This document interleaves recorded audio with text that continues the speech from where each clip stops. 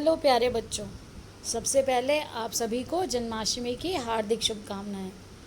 अब देखिए, आज की वर्कशीट है नंबर 33, जो कक्षा छठी से 8वीं के लिए है, 12 अगस्त 2020 को जो हमने करनी है। जी, अब देखिए बेटा, ये जो वर्कशीट है ये आपके सामाजिक ज्ञान से संबंधित है और आपका जो पाठ है जिसमें विविधता यानी कि डाइवर्सिटी, अनेक, जो आपकी यूनिटी एंड डाइवर्सिटी पर बेस्ड पहला चैप्टर है आपका नागरिक शास्त्र में, उसी चैप्टर पर आधारित है ये। सबसे पहले जो आपको कहा गया वो बताया गया है विविधता किसे कहते हैं। तो बेटा प्रश्न आपसे ये पूछा जा सकता है कि विविधता किसे कहते हैं। तो आप देखिए यहाँ पे ये है विविधता, थोड़ा सा प्रिंटिंग में ऐसा है कि वो मिक्स हो रहा है। विविधता, विभिन्न, विविधता से आप विभिन्न से याद कर सकते हैं। तो देखिए हमारे देश में विभिन्न जाति, धर्म, नस्ल आदि के लोग साथ मिलकर रहते हैं। उनका खान पान, भाषा एवं रहन सहन अलग है, परंतु हम सब साथ मिलकर रहते हैं। यह विविधता कहलाती है। अगर आपसे प्रश्न पूछा जाए विविधता किसे कहते हैं, तो ये आप परिभाषा विविधता की दे सकते हैं। तो हमारे देश भारत में बेटा आप सबको पता है कि अलग जाति के लोग हैं। अब हम अलग जाति के साथ साथ अनेक धर्मों का भी पालन करते हैं यहाँ रहने वाले अलग अलग लोग। और उन धर्मों में भी अलग अलग, ऐसा नहीं है कि वो धर्म में भी कोई एक ही, वहाँ पर भी अलग अलग श्रेणियाँ हैं। और अलग अलग होने पर भी हम सब मिलकर एक साथ रहते हैं। और हम सबका खान पान, अगर आप दक्षिण भारत में देखें, उत्तर भारत में देखें, उत्तर भारत में हमारा जो खान पान है वो गेहूँ का आटा जो है वो ज़्यादा खाया जाता है। अगर हम दक्षिण भारत में देखें तो वहाँ चावल का आटा ये ज़्यादा खाया जाता है, क्योंकि वहाँ उसकी पैदावार ज़्यादा है और वहाँ का जो मौसम है, वहाँ की जो जलवायु है, उसके अनुसार भी वो खाना वहाँ पर बहुत अच्छा है। जैसे जो आपका दक्षिण भारत है, वहाँ पर नारियल की बहुत ज़्यादा पैदावार है। तो नारियल की अधिक पैदावार होने के कारण वो अधिक से अधिक नारियल की चटनी और नारियल के अलग अलग पकवान भी बनाते हैं। अब वही लोग जब यहाँ पर आकर देखिए काम से संबंधित या पढ़ाई के लिए या कुछ ऐसा जो उस राज्य में ना मिल रहा और इस राज्य में है, काम के लिए आ गए, पढ़ाई के लिए आ गए, तो इस तरह से अनेक कारणों के कारण लोग एक राज्य से दूसरे राज्य में जाते हैं। जब एक साथ रहते हैं, तो एक साथ जब मिलकर रहते हैं, मिलजुल कर रहते हैं, तो हम आपस में विविध यानी कि विभिन्न थे लेकिन एक साथ रह रहे हैं, मिलके बहुत प्यार से रह रहे हैं, तो उसे विविधता कहा जाता है, जो अनेकता में एकता का प्रतीक है कि हम सब अनेक अलग अलग होते हुए भी एक हैं। अब देखिए अगला है, जब लोग पूर्वाग्रहों या रूढ़िबद्ध धारणाएं होती है बेटा सुनी सुनाई बातें, जो हमने पहले से सुना कि लड़कियां ये काम नहीं करेंगी, लड़के ऐसा नहीं करेंगे, लड़के जब मर्जी रात को 11-12 बजे भी बाहर घूम सकते हैं, लड़कियां 7 बजे के बाद, अंधेरा होने के बाद घर से बाहर नहीं जाएंगी, जो पहले ऐसा होता था। तो ये रूढ़िबद्ध धारणाएं थी, लेकिन आज ऐसा नहीं है। लड़कियां घर का काम करेंगी, लड़के बाहर काम करेंगे, लेकिन आज ऐसा ना होते हुए कोई भेदभाव नहीं है आज। और हम सभी लड़के और लड़कियां बराबरी से सभी कार्यों में सफलता प्राप्त कर रहे हैं और सभी कामों में लगे हुए हैं, अच्छे से अपना काम, अपने हर कार्य को बहुत अच्छे से कर पा रहे हैं, जिसमें कोई भी भेदभाव लड़के या लड़की का या किसी जाति का नहीं है। अब देखिए इन आधार पर पहले लोगों के व्यवहार में ऐसा था, इनके आधार पर व्यवहार करते थे कि तुम उस जाति से आए हो, तुम यहाँ नहीं जा सकते, तुम ये काम नहीं कर सकते।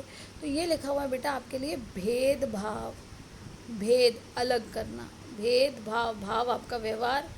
तो आपके व्यवहार से किसी को आप अलग मान रहे हैं तो वो भेदभाव कहलाता है।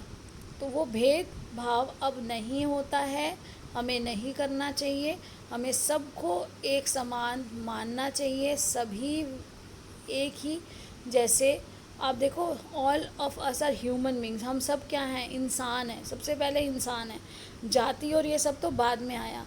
तो अब देखिए इसके बाद हमें क्या बताया गया, भेदभाव तो हमने पढ़ लिया, विविधता भी पढ़ ली। विविधता क्या है, जैसा कि हमें नाम से ही पता चला कि हमें भेदभाव नहीं करना चाहिए।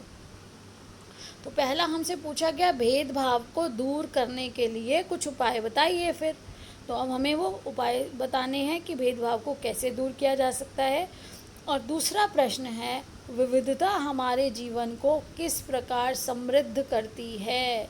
हम अलग अलग होते हुए हम सब लोग अलग अलग भाषाओं को जानते हैं, अलग अलग खाना खाते हैं, हमारा रहन सहन व्यवहार सब अलग अलग है। अलग अलग जातियों में होने के कारण कुछ ऐसी चीज़ें जो हमारे घरों में होती है दूसरे में नहीं होती, कुछ त्यौहार हमारे हैं दूसरे लोग नहीं मनाते। तो ऐसा होते हुए भी हम सब जब एक साथ रहते हैं तो दूसरों के व्यवहार का, दूसरों के खान पान का, उनके भाषा का, हर चीज़ का आदर करना सीखते हैं। अब हमें अपने जीवन के किसी एक उदाहरण के माध्यम से स्पष्ट करना है।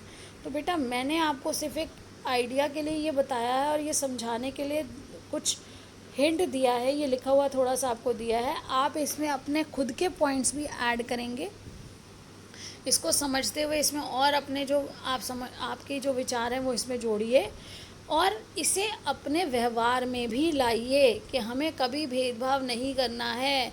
अगर मैंने आज अपने आप से शुरू किया, मैंने माना, मैंने अपने परिवार को समझाया, परिवार ने आगे हमारे जानने वालों को हमने सबको समझाया, तो धीरे धीरे ये चेंज आ जाता है। और वैसे भी आजकल कोई भी किसी से भेदभाव नहीं करता है। पहले होता था बेटा कि कुछ लोगों को मना था कि आप इस मंदिर में नहीं जाओगे, सिर्फ ये लोग हैं, जो अमीर है ये गरीब है, ये आएगा ये पूजा कर सकता है, इसको दूसरे को पूजा का अधिकार नहीं है।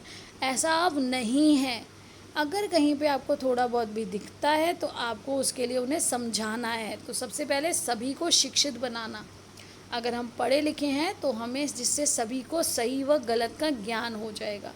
अगर हम सभी पढ़े लिखे होंगे, हम सब ये जानते हैं, शिक्षा का कार्य यही है, सबसे पहले सबको सही और गलत का ज्ञान देना। फिर है अगर आप जागरूकता फैलाना। अब जागरूकता फैलाएंगे, जागरूकता हम कैसे फैला सकते हैं? टीवी के माध्यम से हम चलाते हैं, अलग अलग आप सही सीरियल्स देखते हो जिसमें हमें कुछ बहुत सी ऐसी मोरल स्टोरीज़ देखते हो, ऐसी नैतिक शिक्षा वाली कहानियाँ नुक्कड़ नाटक के माध्यम से या गीत के माध्यम से, इंटरनेट आदि के माध्यम से। जैसे अब आज हम यूट्यूब पे आपसे बात कर रहे हैं, हम ये संदेश सब तक पहुंचा सकते हैं, सब तक पहुंचाया जाएगा कि हमें भेदभाव नहीं करना चाहिए। फिर और क्या हो सकता है? कानून का पालन करना चाहिए। अगर हम देखिए कानून पहले से बने हुए हैं।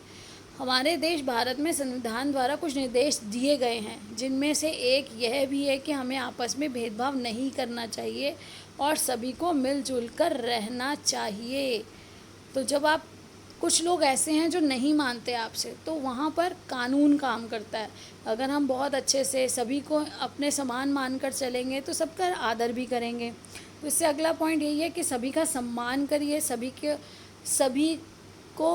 के साथ अच्छा व्यवहार करिए, वैसा व्यवहार करिए जैसा आप चाहते हैं कि वह आपके साथ करें। अगला प्रश्न था, विविधता हमारे जीवन को समृद्ध कैसे बनाती है। तो बेटा देखिए, विविधता हमारे जीवन को समृद्ध बनाती है जब हम अलग अलग जाति, धर्म, नस्ल आदि के लोग जब एक साथ मिलकर रहेंगे। हम सब अलग अलग राज्यों से आए हुए लोग एक ही स्थान पर एक साथ मिलकर रह रहे हैं और अलग अलग हमारे खान पान है, हमारी भाषा है, हमारे त्यौहार अलग अलग हैं और हम उन सब का आनंद लेते हैं, साथ ही साथ उनके महत्व को भी जानते हैं। अब आज आप जन्माष्टमी मना रहे हैं तो जन्माष्टमी में आप कृष्ण जी की लीलाएं, कृष्ण जी के बारे में, आज कृष्ण जी का जन्म है तो किस तरह से क्या क्या परिस्थितियाँ थी, उन सब के बारे में भी जानते हैं। ये चीज़ें हमारे जीवन में रंग भर देती हैं, विभिन्नता आती है तो हम नई नई चीज़ों को जानना सीखते हैं। और साथ ही साथ अब देखिए बेटा, यही तो है जो हमारा मूल मंत्र है। साथ ही साथ हमें महत्व के बारे में तो जाना, अनेकता में एकता का अनुभव करते हैं हम सब लोग कि हम अनेक होते हुए भी एक हैं। जैसे अब आप अलग अलग त्यौहार मनाते हैं, जन्माष्टमी, मकर संक्रांति, दीपावली, बिहू आदि, तो ये सब त्यौहार जब हम मिलकर मनाते हैं, हम उस त्यौहार को जब मिलकर एक साथ बैठकर अलग अलग लोग, अलग अलग संस्कृति के लोग, अलग अलग डांस फॉर्म, बेटा हर जगह का अलग नृत्य है, अलग पहनावा है, जब हमें वो सब चीज़ें देखते हैं, हम उन सब चीज़ों से अवगत होने के बाद उस चीज़ को अपनाते हैं अपने व्यवहार में, तो बहुत सी नई चीज़ें जुड़ जाती हैं हमारे साथ। तो इससे क्या होगा, इससे जैसे देखिए खाने में देखें तो मक्की की रोटी, सरसों का साग। अगर खाने में मक्की की रोटी तो आपका पंजाब, हरियाणा इस तरफ के लिए, यहाँ के लिए बोला जाता है मक्की की रोटी सरसों का साग। और दाल बाटी चूरमा, हमारा दाल बाटी चूरमा राजस्थान के लिए है।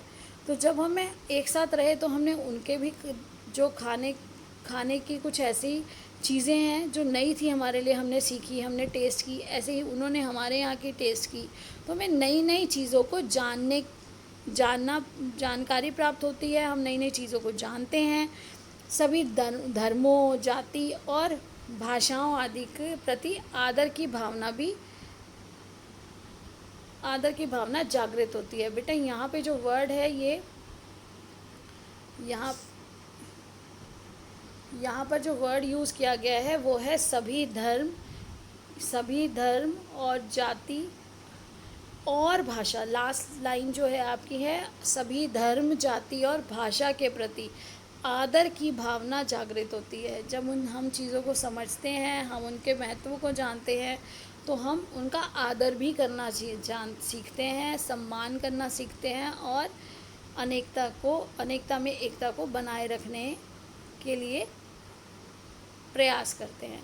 तो देखिए बेटा, आशा करती हूँ आपको अच्छे से समझ आ गया। आप अपनी नोटबुक में इसे लिखिए, अपनी कॉपी में करिए। साथ ही साथ अपनी जो पाठ्य पुस्तक है, उस पाठ्य पुस्तक का पाठ पहला आपका अनेकता में एकता है, उसे ज़रूर पूरा पढ़िए। आपको अच्छे से समझ आ जाएगा, क्योंकि अभी आपको ये वर्कशीट कराई गई है, इसी से संबंधित ही आपका पाठ है। और आप अच्छे से आगे उसे अपने व्यवहार में भी लाइए। आशा करती हूँ आप अच्छे से पढ़ाई कर रहे हैं। Keep learning, stay happy, stay blessed. Thank you so much.